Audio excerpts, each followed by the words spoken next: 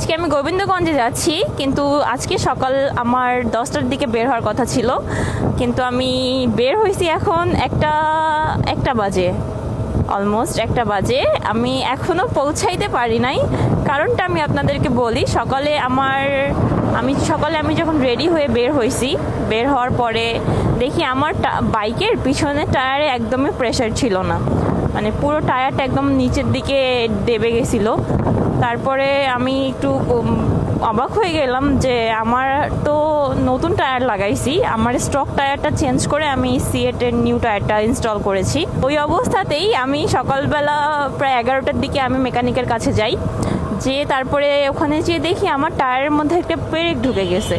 তারপরে ভাইয়ারা পেরেকটা বের করে দেওয়ার পরে জেল দিয়ে দেয়। অ্যান্ড আমার রওনা দিতে দিতে প্রায় 12টা পার হয়ে গেছে। আর না, এখন আমি এটা কোথায় আছি জানি না।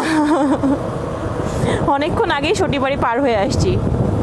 আর রাস্তায় অনেকের সাথে দেখা হয়ে যাচ্ছে, বাইকার ভাইয়াদের সাথে। তো একটু একটু করে দাঁড়াচ্ছি, তো আরও একটু টাইমটা বেশি যাচ্ছে।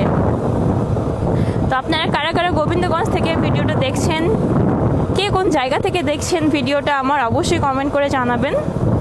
এই তো।